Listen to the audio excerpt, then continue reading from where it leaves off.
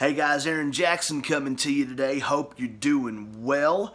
And what I wanted to talk to you today about is what I call the foundations for killer lead playing. And I say this because it really doesn't matter if you're a rock player, if you're a blues player, or an aspiring rock or blues player, or if you are a metal player, or if you're a bluegrass player, or if you're a jazz player. It's a good idea to have a really good grip on a couple of things that I'm going to show you today and in some of the upcoming videos. So, before we do that, make sure you hit over there and subscribe to the channel. Smash that subscribe button. I'm going to be uploading videos 5 days a week. Got lots of cool content coming at you here.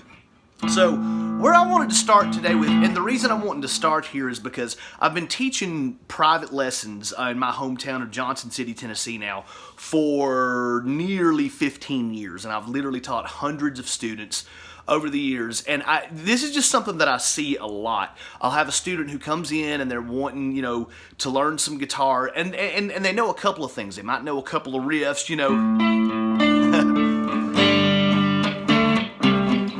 or maybe have a good grip on some of the chords, some of the open string chords, all of that good stuff. And they might even have some chops built up. They might even come in and be able to, throw in like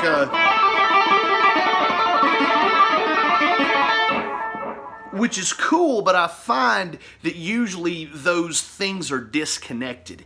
And what I tell people is this: if your aim is to really get a good mastery over the guitar, to have options in your playing, there's a couple of things that you need to start with and make sure that you have a really good grip on. And what I like to start people off with here is, yes, I know, the pentatonic scales. And I know there's a million videos out here on this topic here, but it's amazing to me how many students that I've seen come in over the years that do not have a good grip on these scales. And once you understand this, and once you're able to apply these, and you're able to play them, and you can move them around to different keys, it really, really, really opens up the possibilities that are afforded to you here. So, I'm going to show you these scales in the key of A minor. This is the most common key that these scales are taught in, and the reason is because it's good. These scales sound good in this key, and they're also, it's a good key to navigate on the guitar.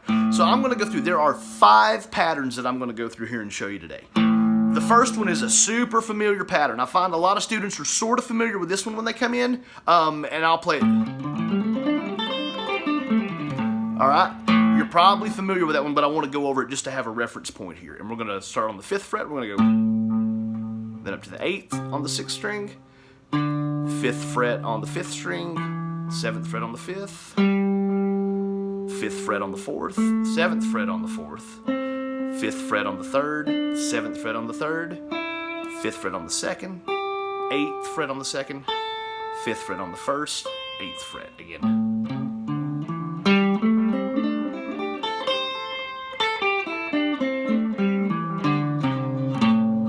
Turn this delay down just a little bit here. It's echoing a little too much. That's a pattern that a lot of people are familiar with. I'll find when students come in, they know some version of that. They might know, that one, or they might know.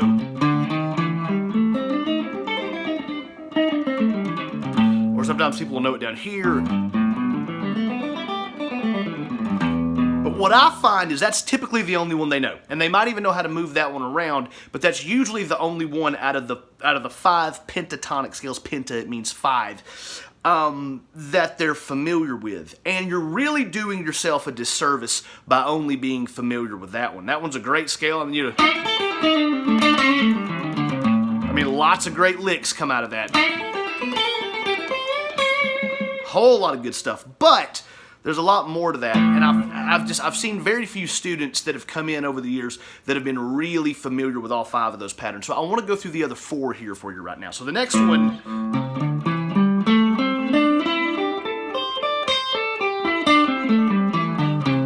okay, so what we're going to do here, we're going to start up on the 8th fret of the 6th string, and then we're going to come up to the 10th fret of the 6th, 7th fret of the 5th, 10th fret of the 5th, 7th fret of the 4th, 10th 10th fret of the 4th, 7th fret of the 7th, 9th fret of the 3rd string, 8th fret of the 2nd, 10th fret of the 2nd, 8th fret of the 1st, 10th fret of the 1st.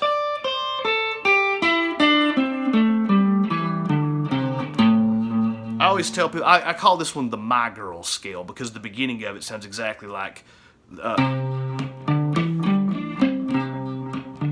I got sunshine. Oh, anyway, I digress, but that's a good way to remember that one.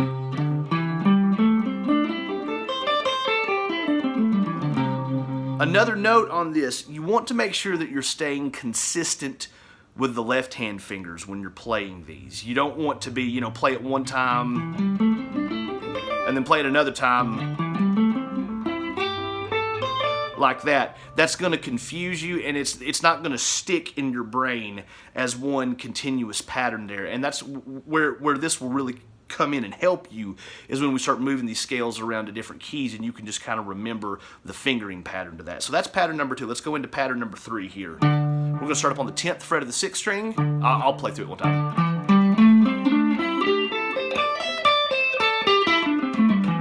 Okay?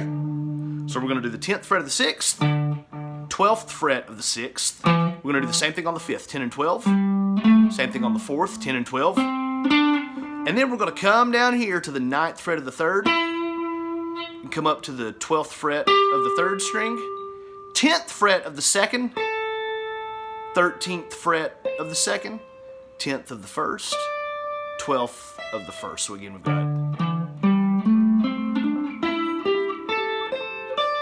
then you can come back down. So one thing to keep in mind, this little part right here when we're going in between the 3rd and the 2nd string, I find a lot of times people get confused on that because this is the only scale in this sequence that actually covers 5 frets instead of 4. I think the rest of them just cover 4. And so the left hand fingering kind of gets a little wonky. Here's what you want to do. On the 3rd string, we're going in between 9 and 12. So we're using index and pinky finger on that. And then we're coming up to 10 and 13. Think of it like this. Think of it like you're doing the same thing, but you're just moving a fret up when you go to the 2nd string. But you do want to stay consistent with that.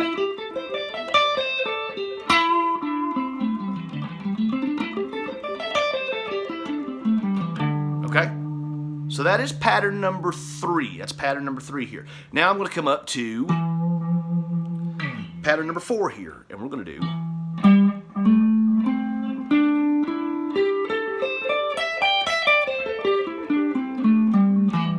okay?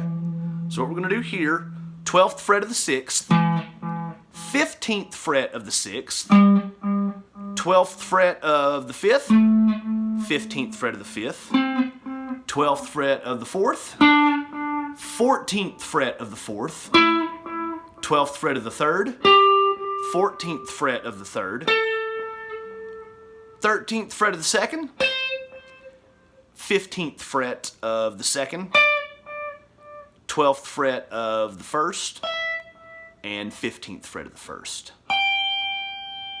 So the left hand fingering is a little easier on that when you're kind of assigning a finger to a fret, where with this pattern and with patterns, I guess 1, 2, 4, and 1, 2, and 4, you kind of assign a finger to a fret. So with this one, anytime you have a 12th fret with your pointer finger, 13th fret with your middle, 14th fret with your ring, and 15th fret with your pinky. But again,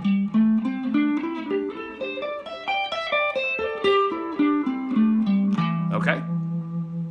So that is pattern 4. That is pattern 4. Pattern 5 I'm going to show you down here on the neck. I developed a habit of doing this over the years because a lot of times students will come in and they'll have an acoustic guitar and they don't necessarily have the access to all of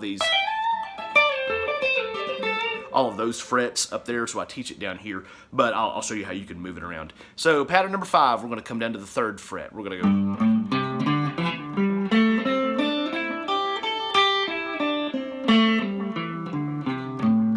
Okay, so we're doing 3 and 5 on the 6th string, 3 and 5 on the 5th, 2 and 5 on the 4th, 2 2 and 5 on the third, 3 and 5 on the second, 3 and 5 on the first.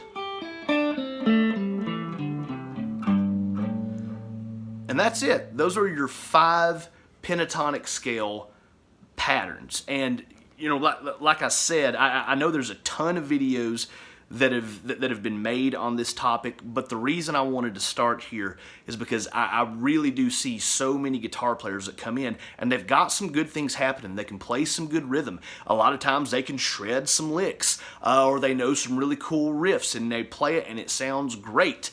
And that's awesome. But what we want to do here is you want to learn these and you want to get familiar with these and you want to know these so well that you can play effortlessly in between those, because that really does open up your options. It opens up the options for new ideas. There's just so many things that are kind of based around these pentatonic scales. You could make an argument that a very good portion of all rock and roll music is based off of this stuff. Now, I also, as kind of a caveat here, I want to make sure that just learning these scales doesn't automatically make you a great guitar player, but I do say this though. Think of lead guitar in whatever style that you are playing or aspiring to play, in whatever style that you're playing. I don't care what it is. Think of lead guitar as a language, and these scales are the alphabet.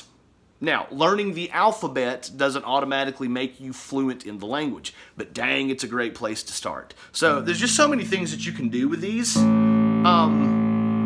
You know, whether it's this kind of Eric Johnson, you know, whether it's that, whether it's more classic rock,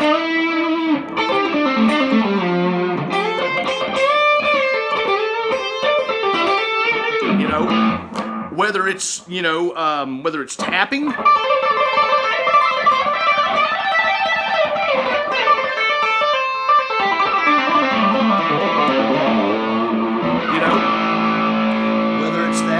whether, you know, you're even, you know, playing like some country music.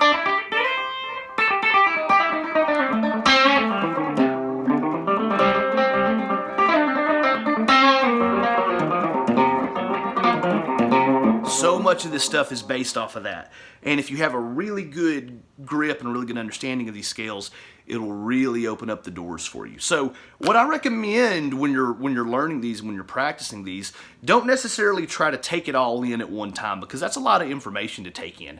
What I tell my students is there's 5 patterns there. Maybe practice, you know, practice pattern 1 for one day. And then the next day, practice pattern 2 in conjunction with pattern 1. So practice pattern 2 and then go back and make sure that you're still familiar with pattern 1, and then with pattern 3 the next day, and then go through patterns 2 and 1, so on and so forth. And if you do that, you'll have these down in a week, if that's a little bit more your style. If you want to jump in and take it all in at one time, go for it.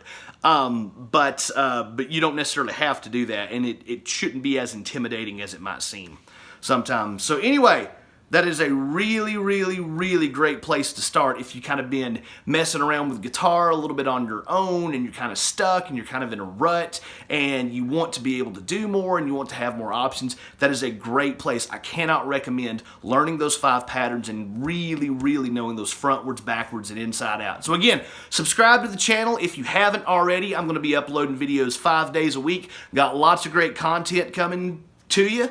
And all right, until next time, peace.